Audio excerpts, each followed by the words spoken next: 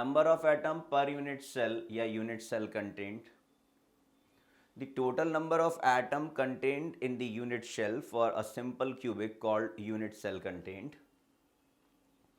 simple cubic के लिए हम बोल रहे हैं each corner atom is shared by 8th surrounding cube, therefore it contribute for 1/8 of an atom. तो इसके लिए z का वैल्यू कितना हो जाता है बेटे, 8 इंटू 1/8 इज इक्वल टू 1. जब मैं फेस सेंटर्ड क्यूबिक की बात करता हूं तो मैं क्या कहता हूं, मैं कहता हूं कि 8 कॉर्नर तो 1/8 ऑफ एन एटम कंट्रीब्यूट कर ही रहे हैं, लेकिन 6 फेस सेंटर्ड जो हैं वो 2 एडजेसेंट यूनिट सेल से काम कर रहे हैं, मतलब शेयर कर रहे हैं. तो कैसे समझा देता हूं भाई, कॉर्नर वाला तो 8 के साथ शेयरिंग कर ही रहा है. अब जब मैं बात करता हूं किसी फेस की, तो सपोज मैंने आपसे इस दीवार के फेस की बात की ना, इस दीवार पर मैंने एक एटम को पेनिट्रेट किया हुआ है, तो ये दूसरे रूम की दीवार के साथ भी शेयर कर रहा है. या मैं कहूं कि मैंने रूफ पर पेनिट्रेट किया है, तो अपने रूम की तो वो रूफ है, लेकिन दूसरे वाले रूम का वो फ्लोर है. तो मतलब वो हर बार एक एटम 2 फेस यानी कि 2 यूनिट सेल के साथ शेयरिंग कर रहा है. तो हमारे पास क्या आया बेटा, 8 इंटू 1/8 से तो 1 आ गया था, और 6 इंटू 1/2 से 3 आ गया. तो टोटल मेरे पास कितने z का वैल्यू हो गया, 3 + 1 is equal to 4 atoms per unit cell. Body centred के लिए बात करें बेटा, तो 8 कॉर्नर्स तो कर ही रहे हैं ऑक्यूपाई, 8 इंटू 1/8, और एक बॉडी सेंटर पर प्रेजेंट है, वो तो इंडिविजुअल है, वो तो किसी के साथ शेयरिंग नहीं कर रहा है, यानी कि उसको इंडिविजुअल कॉन्ट्रीब्यूशन लेंगे. तो 8 इंटू 1/8 + 1 इज इक्वल टू 2.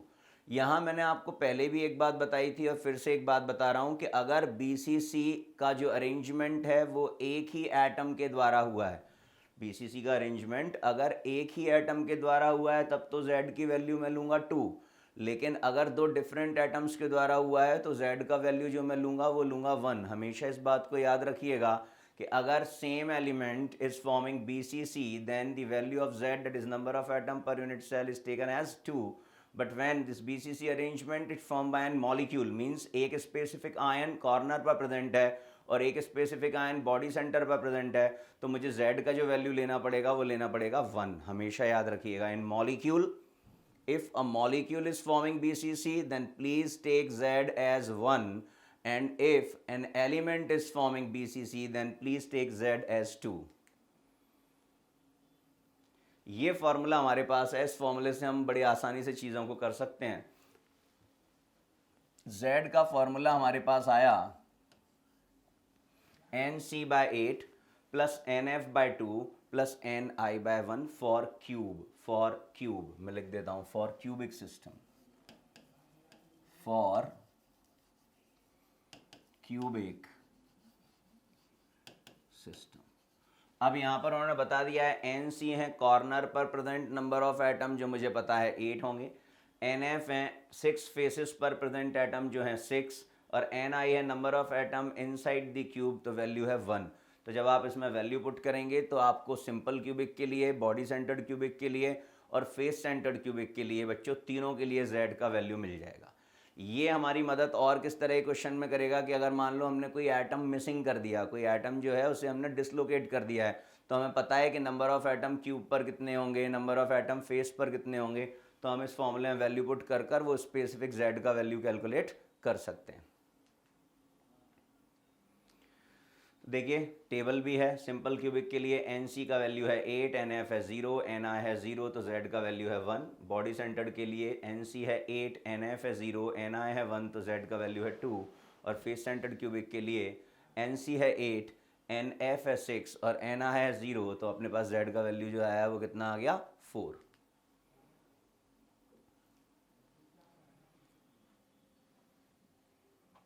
पढ़ा था कि क्यूबिक क्रिस्टल के we have 3 Bravais lattices, that is simple cubic, face centred cubic and body centred cubic. Simple cubic में हमने देखा था कि देयर आर 8 एटम्स और मॉलिक्यूल्स और ions that are present at all the 8 corners of the cube. While in body centered cubic, what we have learned that 8 atoms or molecules or ions are present at all the 8 corners of the cube, while 1 atom or molecule or ion present at body center.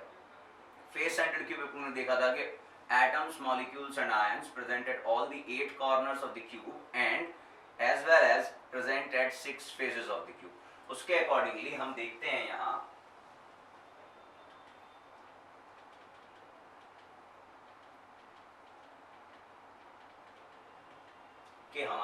Pass face centred cubic structure के लिए जो radius यानी कि जो हमारा atom है वो radius और क्यूब के एज लेंथ के बीच में क्या रिलेशन आता है, तो हमारा रिलेशन आता है r is equal to a/2√2, r is equal to a/2√2। जबकि बॉडी सेंटर्ड क्यूबिक में हमारे पास ये आता है r is equal to √3 a/4 and for simple cubic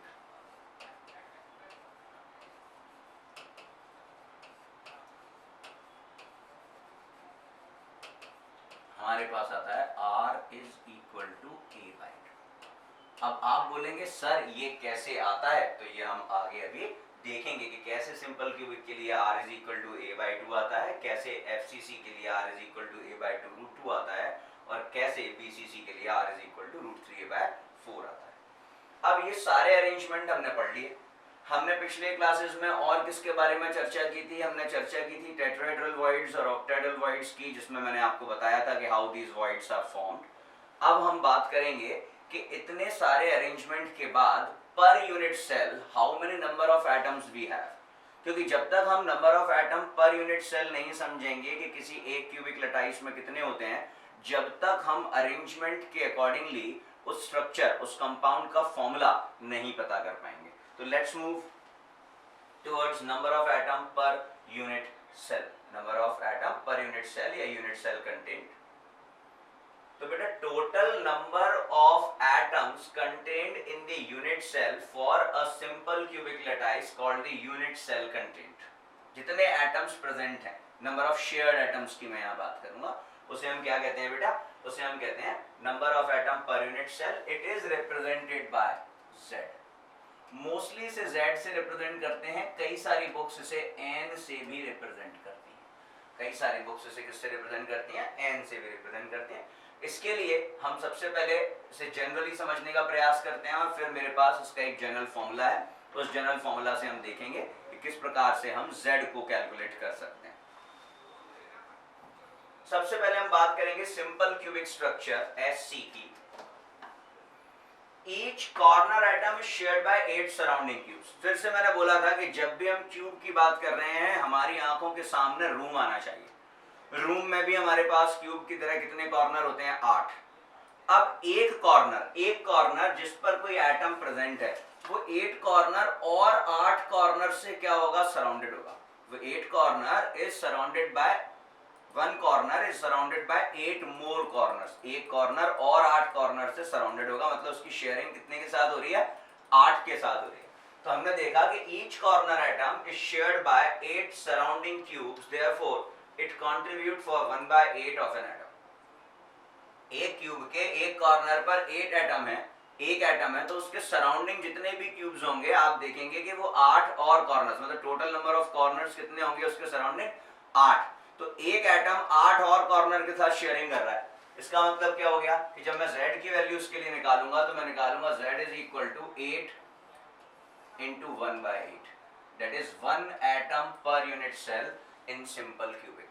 तो Z is equal to 1 for simple cubic। इस बात को अपने दिमाग में अब हमेशा रखना है कि अगर सिंपल क्यूबिक है यानी कि अगर एटम, मॉलिक्यूल या आयन क्यूब के सभी 8 कॉर्नर्स पर प्रेजेंट हैं तो उसके लिए Z की वैल्यू हमेशा क्या होगी, 1 होगी। मैं बात कर रहा हूं फेस सेंटर्ड क्यूबिक स्ट्रक्चर की, दैट इज FCC। अब 8 कॉर्नर्स पर है यहाँ पर और 6 फेसेस पर है, तो बड़े ध्यान से समझना। 8 कॉर्नर तो 8 कॉर्नर्स के साथ, पता है एक कॉर्नर तो 8 कॉर्नर के साथ शेयरिंग कर ही रहा है। अब मेरे पास कमरे में कितनी दीवारें हैं, फ्लोर और रूफ को मिलाकर सर 6। तो अब बड़े ध्यान से समझना कि मेरे पास कोई कमरा है और मेरे लेफ्ट हैंड साइड वाले दीवार की बात कर रहा हूं, उस पर मैंने एक एटम को पेनिट्रेट किया हुआ है, तो वो एटम लेफ्ट हैंड साइड में जो रूम होगा उसके साथ भी शेयरिंग कर रहा होगा, क्योंकि दीवार इज कॉमन, जो वॉल है वो क्या है, कॉमन है इस रूम की और इसके बाजू वाले रूम की। ऐसे ही अगर मैं छत पर पेनिट्रेट कर रहा हूं जो एक फेस है क्यूब का, तो उस दूसरे वाले रूम का जो फ्लोर होगा उसके साथ शेयरिंग कर रहा होगा। अगर मैं फ्लोर पर कर रहा हूं तो नीचे जो रूम होगा उसके रूफ के साथ शेयरिंग कर रहा होगा। मतलब अगर एटम क्यूब के फेस पर प्रेजेंट है तो निश्चित रूप से वो 2 फेसेस के साथ शेयरिंग कर रहा है। वही चीज हम यहाँ पर देख रहे हैं कि 8 corner atom contribute 1/8 of an atom and thus 1 unit per unit cell. each of the 6 face centered atom is shared by 2 adjacent unit cell and therefore one face centered atom contribute half of its share. यानी कि z की value कितनी हो गई 6 into 1/2 because total we have 6 phases और हर face दूसरी दीवार के साथ भी शेयरिंग कर रहा है, मतलब उसका हाफ हो गया। तो टोटल मेरे पास कितने आ गए 3, कॉर्नर वाले कितना 1, फेस वाले कितने 3, तो z की ओवरऑल वैल्यू मेरे पास FCC के लिए कितनी आई सर 4 आई। तो यहाँ पर अब फिर से मेरे दिमाग में सेट हो गया कि भैया अगर CCP या FCC लटाइज दे रखी है तो उसके लिए z की वैल्यू हमेशा कितनी होगी सर हमेशा 4 होगी। अब मैं आ गया बॉडी सेंटर्ड क्यूबिक लटाइज पर, फिर से समझना बड़े ध्यान से। बॉडी सेंटर्ड क्यूबिक लटाइज का क्या हमारे पास अरेंजमेंट होता है, हम बोलते हैं सर एटम्स, मॉलिक्यूल्स और आयंस जो हैं वो प्रेजेंट हैं कहां पर, सभी कॉर्नर पर, और सभी कॉर्नर के साथ साथ एक बॉडी सेंटर पर, सभी कॉर्नर पर, सभी कॉर्नर के साथ साथ एक बॉडी सेंटर पर। तो सभी कॉर्नर्स की बात करूं तो पता है कि हर कॉर्नर 1/8 करेगा, मतलब z की वैल्यू 1 हो गई फॉर कॉर्नर एटम्स, और एक जो बॉडी सेंटर पर है मतलब पूरे क्यूब के बीचों बीच में लटका हुआ है, आप देखेंगे उसकी शेयरिंग किसी से नहीं हो रही, वो इंडिविजुअल आइडेंटिटी रखता है, यानी कि वो भी क्या हो गया एक, हर क्यूब में क्या होगा एक, हर क्यूब में क्या होगा एक। तो देखें जरा,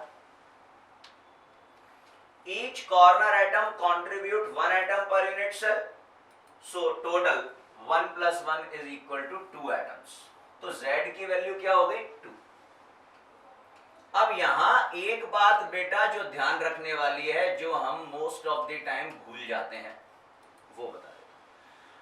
अगर बीसीसी में सारे अरेंजमेंट्स एक ही एटम के द्वारा सेटिस्फाई हो रहे हैं, फॉर एग्जाम्पल अगर मैं लिथियम का एग्जाम्पल लेता हूं, मैं बोलता हूं कि लिथियम क्यूब के सभी 8 कॉर्नर के साथ साथ एक फेस सेंटर पर भी है, तो Z for that lithium atom कितना हो जाएगा 2 हो जाएगा। लेकिन अगर मान लो ये बीसीसी अरेंजमेंट 2 डिफरेंट एलिमेंट्स कर रहे हैं, मतलब एक सभी कॉर्नर्स पर है और एक बॉडी सेंटर पर है, तो Z की वैल्यू 1 होगी। इस पॉइंट को मैं लिख रहा हूं, ध्यान रखिएगा, ये क्वेश्चन नीट में मेंस में कई बार पूछा गया। If one atom constitute BCC, then Z is taken as 2.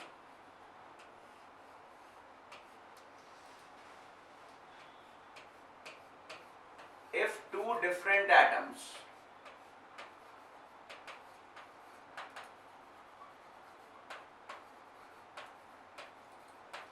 constitute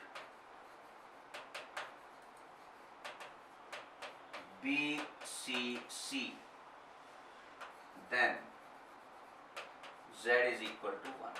This is the most important thing, इसे ध्यान रखना है। क्यों मैंने आपको बता दिया कि अगर एक ही कर रहा है तो मैं देखूंगा कि भैया इसका 1/8 शेयर जो होगा वो कॉर्नर से आएगा और एक इंडिविजुअल शेयर बॉडी सेंटर से आएगा, तो एटम सेम है तो Z की वैल्यू होगी 2। लेकिन अगर तो डिफरेंट है तो निश्चित रूप से कोई एक कॉर्नर पर होगा, कोई एक बॉडी सेंटर पर होगा, तो उसके लिए Z की वैल्यू कितनी आएगी 1। चलिए अब ये जो Z हम पढ़ लेते हैं, तो उसके साथ अब हम बात करते हैं किसकी, कुछ क्वेश्चंस की जो बनते हैं। तो सबसे पहली चीज जो मैं आपके साथ डिस्कस करूंगा वो क्या करूंगा, नंबर ऑफ टेट्राहेड्रल वॉइड्स।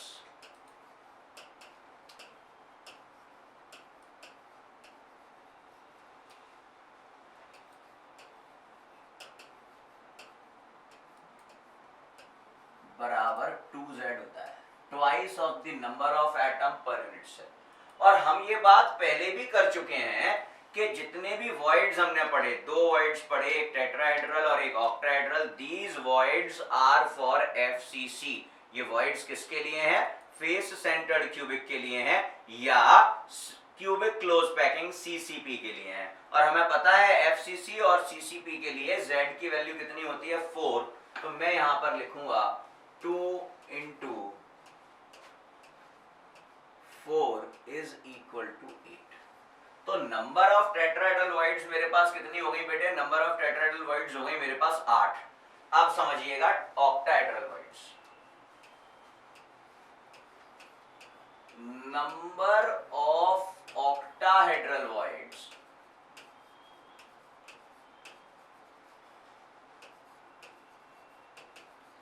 ये बेटा हमेशा number of atom per unit cell यानी कि Z के बराबर होती है। ये बात हमने वॉइड्स के डिस्कशन के दौरान की थी। हमेशा किसके बराबर होती है? Number of atom per unit cell के। और फिर से बोल रहा हूं ऑक्टाहेड्रल वॉइड भी किसके लिए है? FCC के लिए है। FCC के लिए Z की वैल्यू कितनी है सर? 4 है, बराबर हो गया 4। अब देख लेते हैं कि कैसे, समझ लेते हैं। मैंने आपको बताया था कि टेट्राहेड्रल वॉइड्स जो है वो 1/4 ऑफ द बॉडी डायगोनल पर प्रेजेंट होता है।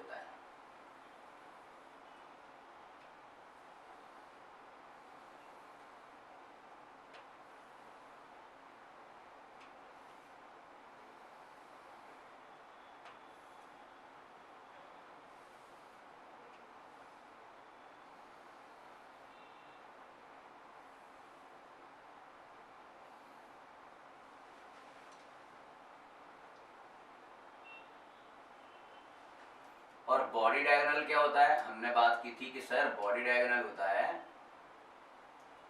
दो ऑपोजिट फेसेस के दो ऑपोजिट कॉर्नर्स।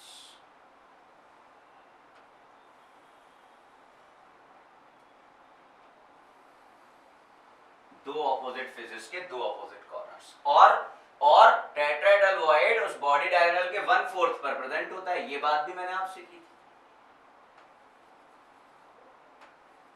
तो मेरे पास टोटल 4 बॉडी डायगोनल्स हैं और 4 बॉडी डायगोनल के 1/4 पर प्रेजेंट है क्या? Tetrahedral voids. तो अब आप इन्हें बड़ी आसानी से देख सकते हैं कि ये टोटल नंबर ऑफ वॉइड्स जो मेरे पास आ रहे हैं वो कितने आ रहे हैं? 8। मेरे पास 8 टेट्राहेड्रल वॉइड्स हैं। लेकिन याद रखना है, बार बार मैं बोल रहा हूं, for FCC only, FCC only. इन पर बेस्ड क्वेश्चन बहुत ही शानदार बनते हैं। अब मैं बात करूं ऑक्टाहेड्रल वॉइड की, तो मैं सबसे पहले क्यूब बना लेता हूं।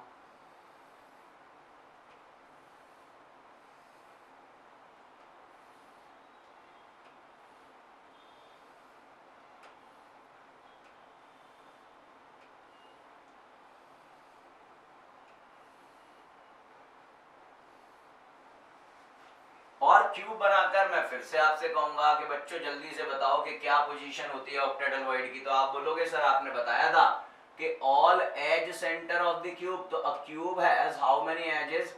Sir it has 12 edges. तो सभी 12 एजेस के सेंटर पर, सभी 12 एजेस के सेंटर पर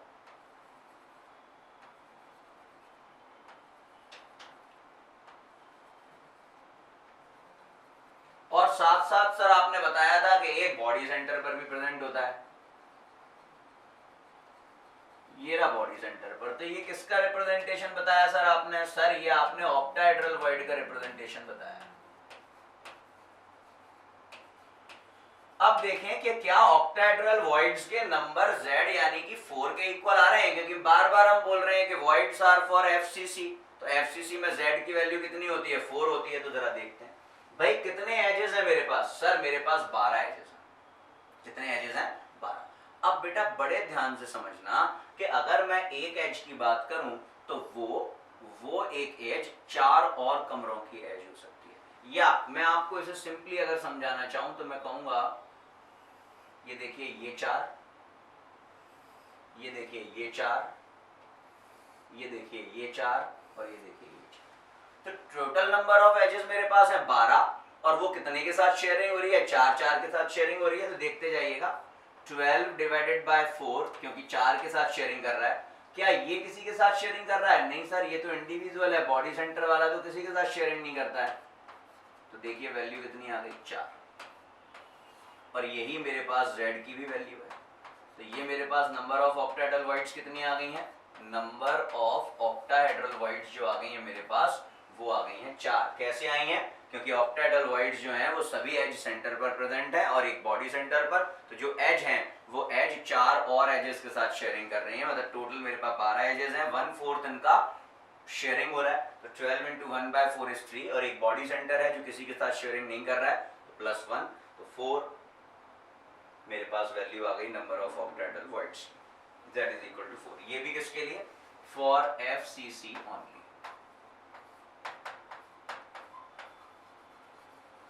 अब जब हमने Z देख लिया कि सिंपल क्यूबिक के लिए क्या होता है, फेस सेंटर्ड क्यूबिक के लिए क्या होता है, बॉडी सेंटर्ड क्यूबिक के लिए क्या होता है, टेट्राहेड्रलॉइड्स के नंबर कितने होंगे, ऑक्टाहेड्रलॉइड्स के नंबर कितने होंगे, तो यहां से हम एक स्पेसिफिक टाइप के क्वेश्चन सॉल्व करना सीख जाएंगे। और जैसे ही हम वो स्पेसिफिक टाइप के क्वेश्चन सॉल्व करना सीख जाएंगे, यकीन मानिएगा कि सॉलिड स्टेट में से जितनी भी बार क्वेश्चन पूछे जाते हैं 90% प्रोबेबिलिटी होती है कि वो इस स्पेसिफिक टाइप के क्वेश्चन से पूछे जाते हैं। देखें जरा क्या है वो specific type.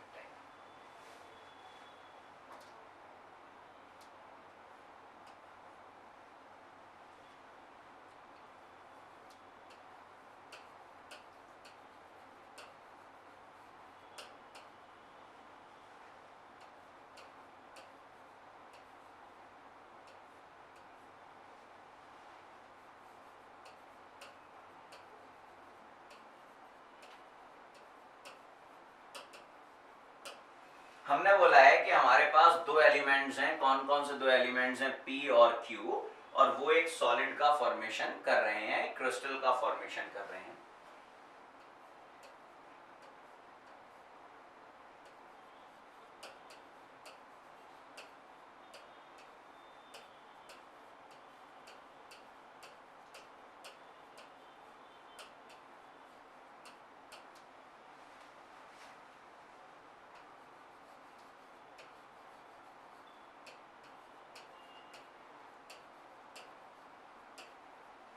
P atoms present at all the corners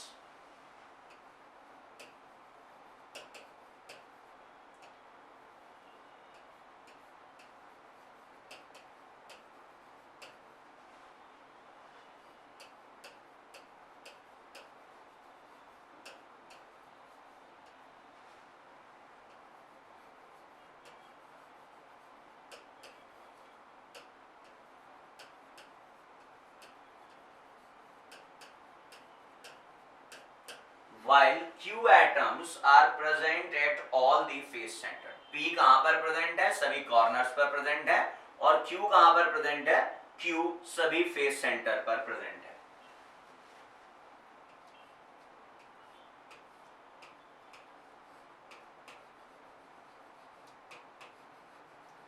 तो फाइंड द एम्पेरिकल फॉर्मूला, या तो वो ये टर्म यूज कर सकता है या आपसे कह सकता है find the simplest formula, find the simplest formula of solid. कि ये जो अरेंजमेंट है P और Q का, इस अरेंजमेंट से जो सॉलिड फॉर्म हो रहा है, बताओ उस सॉलिड का सिंपलेस्ट फॉर्मूला क्या है। और क्या क्वेश्चन बन सकता है।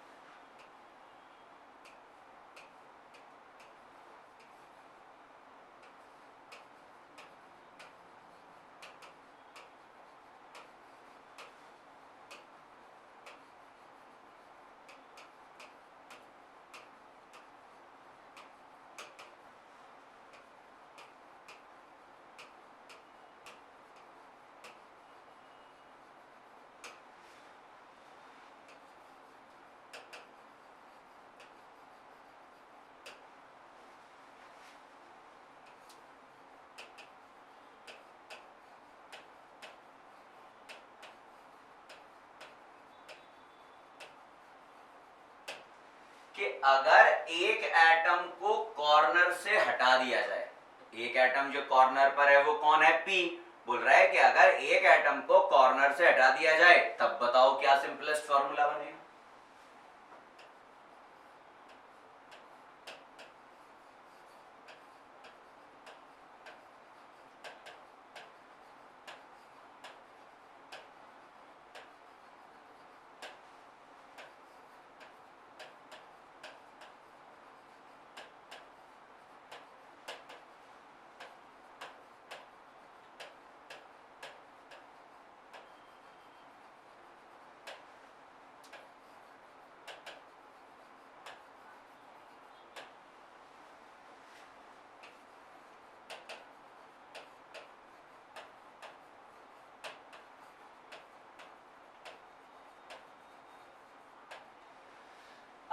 एक एटम को फेस सेंटर से हटा दिया जाए, अगर एक एटम को फेस सेंटर से हटा दिया जाए, तब बताओ जी सिंपलेस्ट फॉर्मूला क्या होगा।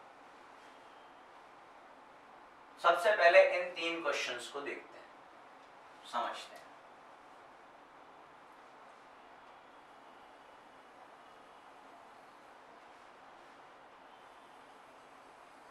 अब जब भी फॉर्मूला बेस्ड क्वेश्चन बच्चों मुझे करना है ना, तो मुझे z की वैल्यू दिमाग में मेरे चलती रहनी चाहिए। किसकी वैल्यू दिमाग में चलती रहनी चाहिए?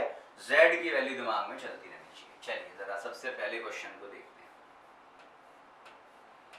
सबसे पहले क्वेश्चन की कंडीशन थी कि p और q कहां पर प्रेजेंट है, रेस्पेक्टिवली p प्रेजेंट है सभी कॉर्नर पर और q प्रेजेंट है सभी फेस सेंटर पर, कॉर्नर पर और फेस सेंटर।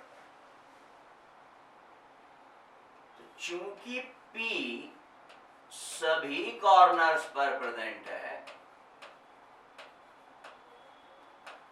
तो क्या P के लिए Z का वैल्यू 8 इंटू 1/8 लिख सकता हूं? हाँ सर लिख सकते हैं, क्योंकि एक कॉर्नर 8 और कॉर्नर्स के साथ कोऑर्डिनेशन शो करता है। वैल्यू कितनी आई बेटे? वैल्यू आई 5।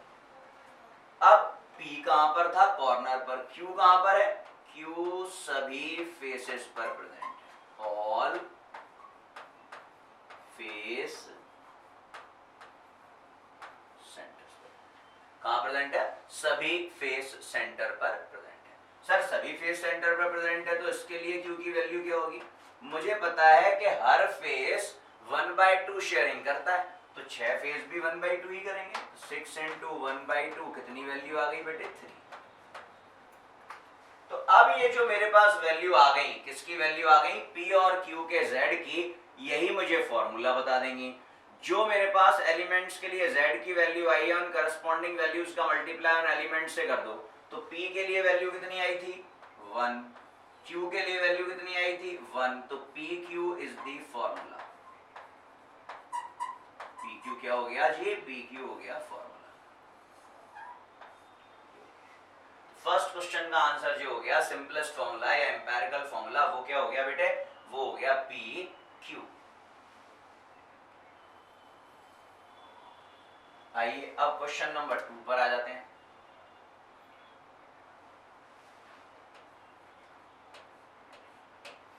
क्वेश्चन नंबर 2 ये कह रहा है कि अगर कॉर्नर से एक एटम को गायब करते हैं, चलो ठीक है, बहुत बढ़िया, ध्यान से समझना।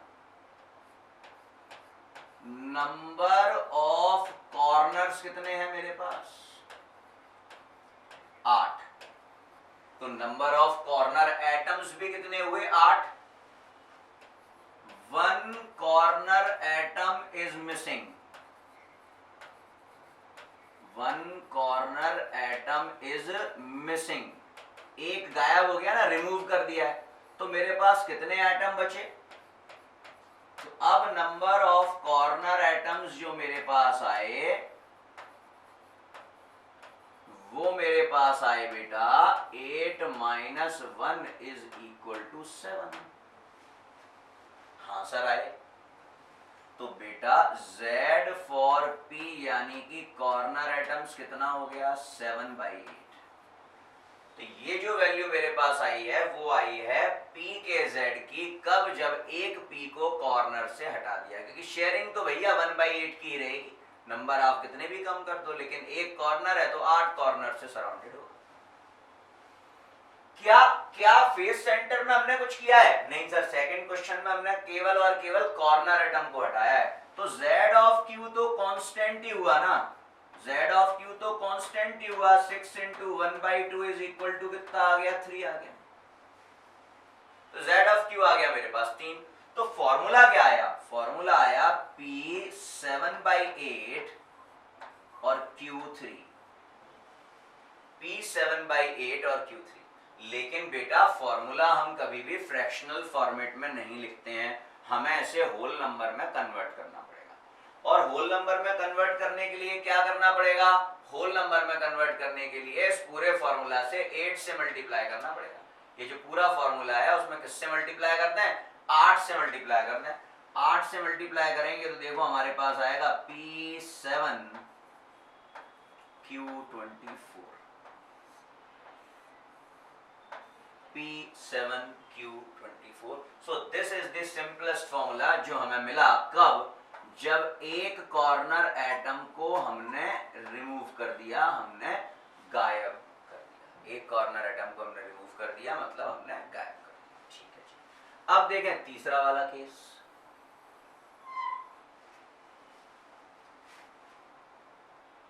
क्या कह रहा है जी तीसरा वाला केस हमसे?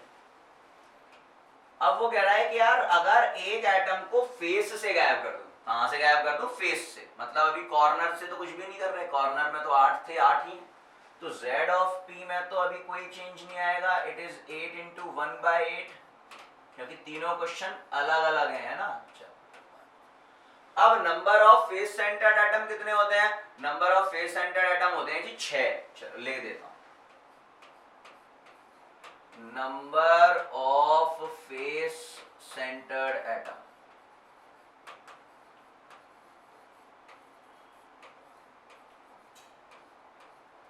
बराबर होगा 6। एक गायब कर दिया, 1 face atom is missing. Question में बोल रहा है। तो अब number of face centred atom कितने बचे?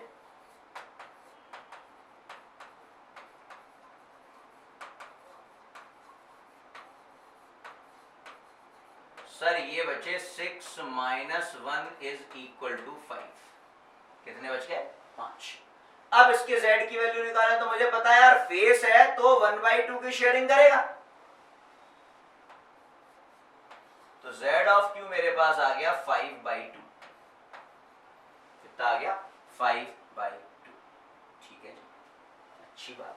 तो फॉर्मूला क्या बना? p q 5/2। लेकिन अभी अभी तो बात की थी कि फॉर्मूले को कभी फ्रैक्शनल फॉर्मेट में नहीं लिख सकते हैं, फॉर्मूले को कभी भी फ्रैक्शनल फॉर्मेट में नहीं लिख सकते हैं। तो क्या करना पड़ेगा? 2 से मल्टीप्लाई करना पड़ेगा। जैसे ही 2 से मल्टीप्लाई करूंगा मेरे पास आएगा P2Q5। So this is the formula when one of the face centred atom is removed. जब एक फेस सेंटर्ड एटम को क्या कर दिया गया है? रिमूव कर दिया गया है। मुझे आशा है कि ये जो 3 केसेस मैंने आपके साथ डिस्कस किए, किस लिए? सिंपलेस्ट फॉर्मूला निकालने के लिए, वो आपके समझ में आएंगे।